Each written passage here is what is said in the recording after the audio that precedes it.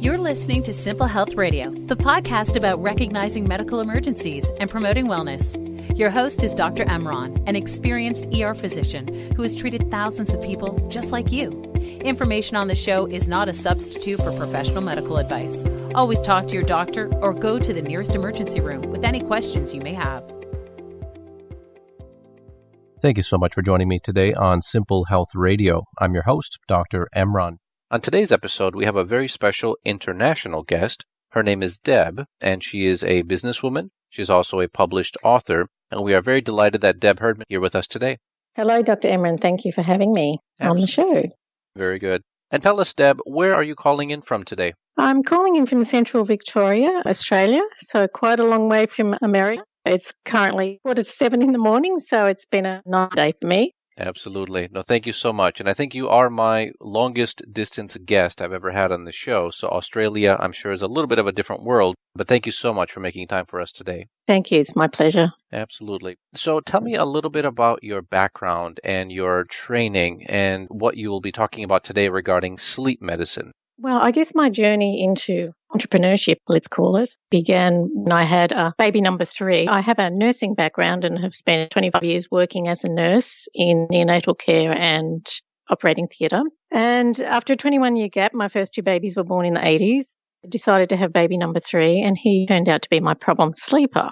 I have at least one child in the household that becomes a problem sleeper, so I certainly wasn't alone. Because he was such a special baby and it took 5 years to actually get him, being an older mum, I was 46. He was very special and I really wanted to, try attachment parenting and spend as much time with him as possible in those early years.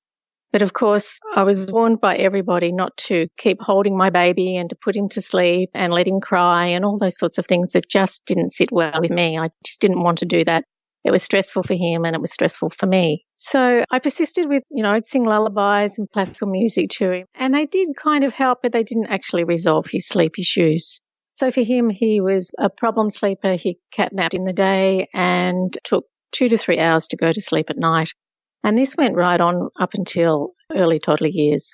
So deciding to be a homeschool mum this time, I decided I would learn music and found myself composing a sleep song that was just really changed our lives around.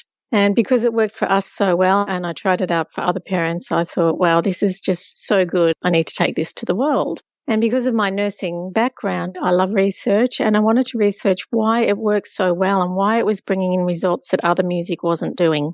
And I guess some of those topics are some of the things I'd like to talk to you about, some of the research that's gone into using singing and music, even beginning before your baby's born, how it influences their sleep. And because now I work as a sleep consultant and sleep expert, provide parents with a lot of support to problem solve many issues with their children's sleep because, one of the things that is so hard for parenting is when it becomes a chronic issue and it goes on for such a long time, just affects all areas of parenting, bonding, your work relationship, everything. Absolutely. No, thank you so much for giving us the background on that. And I'm an ER doctor, so typically we don't deal with a lot of the infant sleeping behavior unless there's an illness or something else going on in the family. But I agree with you that there are millions of people each day who have young children, families, and even adults who struggle with keeping a balance between their daytime, their nighttime, and everything in between. So I'm very pleased that you've described the background that you have in sleep medicine as well. Now, tell us a little bit about how people connect with you. Do they get a referral from their doctor, or do they just find you online and set up a consultation? Most of the time it is online or referral from other parents. I see. Very good. And then do you go through their medical background? Do you go through some specific questions or a questionnaire that you have already set up for them? Yes, absolutely. It's always important to get a background on what's going on in the family, including illnesses. Of course, if there's anything medically related, that always needs to be addressed before you begin going through a sleep support system. Very good. And then what is the duration of time that you typically work with a child or their family? Is it a month or 6 months or years? What is typical in your experience? Look, that could range anywhere from a parent not needing any support, so they would simply get the music and the resources that I developed and they're on their own and it just works for them, to other parents needing support, probably on average about 6 weeks. It can vary between that time. It depends on how much history's gone into the child having a sleep problem and what parents have done, how much anxiety is around sleep. Because as we know, the more anxiety that's around helping your child sleep, the longer it's going to take to fix those things because there's a history of anxiety. Absolutely. Very good. And then you mentioned a little bit about the prenatal care. So what are some of the things that you have found really help people prepare for having a child? How can they improve their sleep hygiene or prepare their baby for a healthy future as well? There was a study that came out of Italy early last year by Dr. Pasico, who did an amazing research study on using lullabies on prenatally after the third trimester. And this is a time when baby well from in utero and also developing memory. And in her study, she had mothers choose a choice of 6 lullaby songs that they sang to their baby. And that calming environment and that association with the song when babies were born helped them feel calmer. An amazing amount of better bonding that went on because when mothers feel like their babies are sleeping better and they're calmer, they felt like they were doing their mothering job so much better than parents that are struggling. The babies showed less crying episodes. They settled easier. They slept longer. And of course, all those things help them feed better because a tired baby doesn't feed well.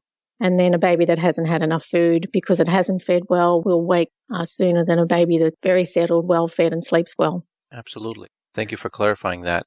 And then how about the fathers or grandparents? Is there a role for them as well in the family dynamics that can help to improve the sleep hygiene as well? I think one of the things that I found is for all members of the family to be very consistent when it comes to helping babies. The reason why I developed the CD was so that that consistency could go with the baby wherever the baby goes, whoever's minding the baby, and it's something that the baby is familiar with, and no matter where the environment is traveling, you have the same result because the baby associates the music with being calmer and sleeping. Excellent. And then tell us about the music itself. So is this more of a classical approach, or are there certain tones or tunes that you have found really work well with certain age groups or certain boys or girls in general? What I found was that babies love to be sung to. They recognize our voices from in utero to after birth. They feel calmer when they hear our voices. Music has such a history of being so good for the brain anyway. It has been found to lower vital signs and has been used in hospitals for sick children and they recover faster. Reducing anxiety, it's one of those things that utilizes the whole brain. It makes more brain cell connections. Excellent. Very good. It sounds like it's all connected with the network in the brain. Many things we still don't even realize, the complexity, especially in children. I think there's a lot of flexibility that they develop as well. Excellent. And then tell us again about your website and your social media. How can people who are listening to today's episode connect with you if they're in Australia or even other countries? Simply by going to the website ninai.com.au. Excellent. Very good. Or ninai.com. So what I actually got to mention to you was the reason why that this music does work so much better than other music is because it combines a lyric with an instrumental component. And I believe there's nothing out there that's like that. That's why it actually encourages the child to relax into deeper sleep. Excellent. Very good. Well, you have truly educated me today, so I was not aware of all of the details that go into selecting music and the tone and the family dynamics of sleep, especially with children. Many people assume that it's going to be challenging for the family. They just have to tough it out and get over it. But it sounds like there are some very good resources out there. Yeah, and I think, as long as you're supporting your child, that's the main thing in these times when they're not sleeping well. Excellent. Very good. And what I will also do is add a show notes and blog regarding our conversation today. And that way people can visit your website, which is, again, ninai.com.au. And I'll have a link to that on our website. Do you have some final thoughts or some positive motivations for our listeners today? Just some final things for parents to be close with their babies and their toddlers, follow the baby's cues, ensure that you have a good routine happening, and use as much time hugging and rocking and eye contact, singing to your child. All of these things are about building brain cell connections for a happier child. We don't want to disengage our child from, a young age by doing controlled crying or crying it out. Support your child as much as possible in these formative years. Excellent. Very good. Well, thank you so much. I really appreciate you making time to speak with us all the way from Australia about this. And I do think that our listeners will be benefiting a lot from the information you provided. So thank you again, Deb, for being on the show today. Thanks, Dr. Herdman. Lovely to talk to you and your listeners. Thank you. And you've been listening to Simple Health Radio. I've been your host, Dr. Emron. We'll have today's episode online shortly, along with all the show notes and blogs. Please connect with us online, and we hope to have you all again back on a future episode. We hope you enjoyed this week's episode. Visit simplehealthradio.com to read the blog, follow links mentioned on this episode, and easily share content with your family and friends. Subscribe to the show on iTunes, Spotify, YouTube, Spreaker, iHeartRadio, and the 3 and Out Radio Network. Be sure to connect with Dr. Emron on Twitter, Facebook, Instagram, Pinterest, and Tumblr to send us your questions and ideas.